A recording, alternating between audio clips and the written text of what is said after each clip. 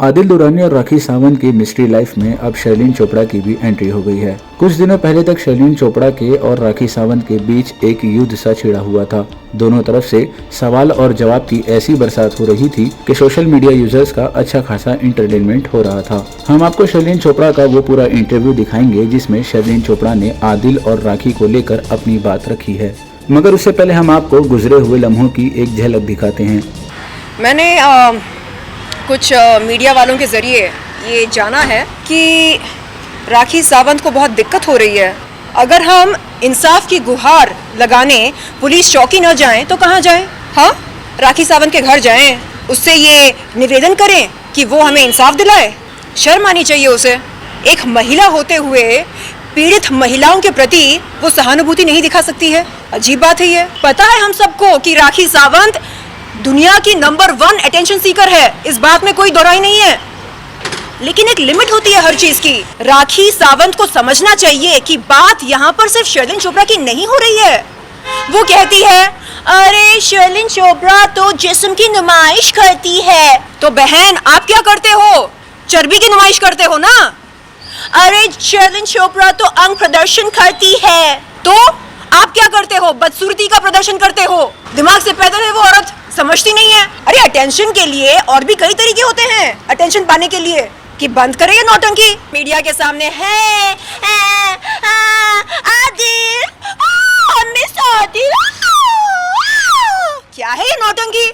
Nonsense. अरे gym के अंदर घुसो, जाओ वेट लिफ्टिंग करो, डोले शोले बनाओ, बॉडी बनाओ, लेकिन नहीं, मेहनत नहीं करनी है मैडम को।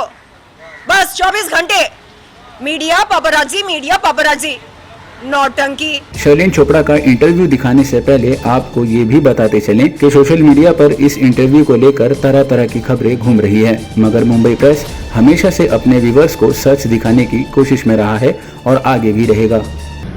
मुझे कोई खास जानकारी नहीं है उनके व्यक्तिगत जीवन के बारे में। मैंने सिर्फ इतना सुना कि उन्होंने कोई शिकायत दर्ज कराई अपने पति के खिलाफ। पता नहीं इस बात में कितनी सच्चाई है। मैं क्या बोलूँ, मैंने उनके पति को अपना भाई माना है, तो भाई के बारे में इस तरह की बातें सुनकर अच्छा तो बिल्कुल नहीं लग रहा है। मैं बस चाहूँगी कि जो कुछ भी है उन दोनों के बीच में ये खिटपिट जल्द से जल्द ख़त्म हो जाए, और अगर सच में उनके पति ऐसा कुछ कर रहे हैं तो वो अपनी गलती मान लें, और अगर नहीं कर रहे हैं तो फिर बताएं कि ये गलतफहमी की वजह कौन है और ये गलतफहमी कैसे पैदा हुई। देखिए, मेरी मुलाकात हुई थी उनके पति से अंबोली पुलिस स्टेशन में, और चंद लम्हे हमने बिताए। उन्होंने मुझको कहा कि मैं उनकी बीवी को माफ़ करूं, और मैंने कहा कि अरे ऐसे कैसे हो सकता है?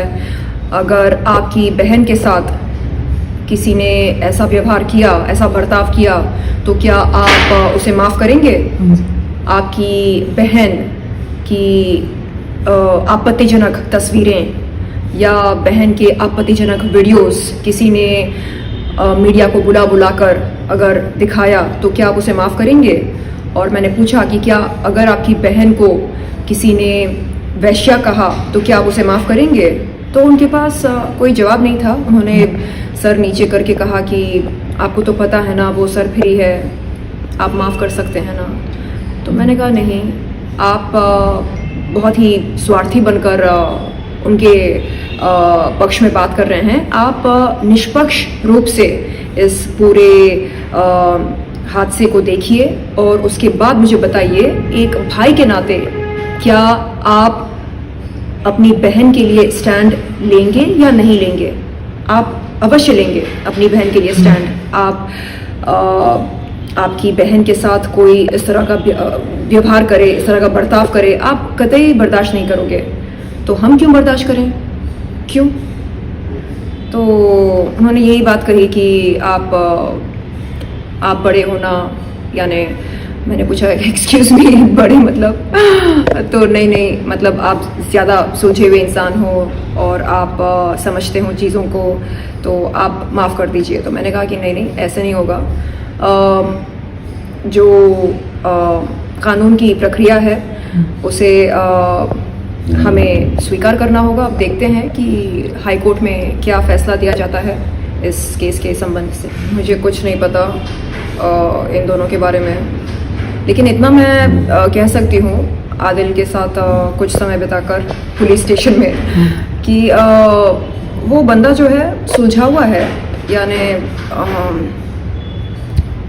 पता नहीं कैसे वो इस पूरे झमेले में फंस गया, बट जितनी देर मैंने बात की उससे ऐसा लगा मुझे कि सुलझा हुआ बंदा है। और मैंने बोला भी उसको उसके मुंह पर कि तुम तो सुलझे हुए लगते हो, तो कहाँ आ गए तुम, हाँ कैसे फंस गए इस पूरे चक्कर में। तो उसने बोला किस्मत क्या करें, क्या पता अच्छी किस्मत है या बुरी किस्मत, लेकिन जो कुछ किया है मेरे ख्याल से होशो हवास में किया होगा।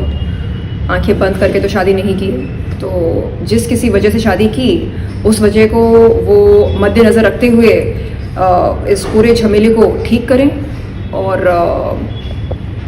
सुर्खियों में आने के लिए ये ज़रूरी नहीं है कि ये लोग आपस में खिटपिट करें या अपने रिश्ते का मजाक बनाएं। बिल्कुल नहीं, ये एक बहुत ही पवित्र रिश्ता है और मेरे ख्याल से इस रिश्ते का मजाक किसी को भी नहीं बनाना चाहिए।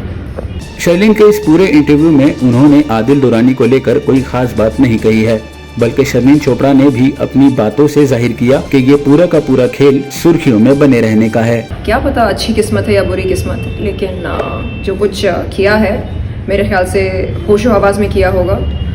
आंखें बंद करके तो शादी नहीं की, तो जिस किसी वजह से शादी की उस वजह को वो मद्देनज़र रखते हुए इस पूरे झमेले को ठीक करें और सुर्खियों में आने के लिए ये ज़रूरी नहीं है कि ये लोग आपस में खिटपिट करें या अपने रिश्ते का मजाक बनाएं। बिल्कुल नहीं, ये एक बहुत ही पवित्र रिश्ता है और मेरे ख्याल से इस रिश्ते का मजाक किसी को भी नहीं बनाना चाहिए। आदिल दुरानी फिलहाल ओशीवाड़ा पुलिस द्वारा अरेस्ट किए गए थे, जो कि अब तक जेल में हैं और उनकी जमानत नहीं हो सकी है, लेकिन हो सकता है कि जल्द आदिल बाहर आ जाए और उनकी जमानत भी हो जाए। For more updates subscribe Mumbai press and tap the bell icon. और हाँ, एप्पल और एंड्रॉइड स्टोर से मुंबई प्रेस ऐप डाउनलोड करना ना भूलें।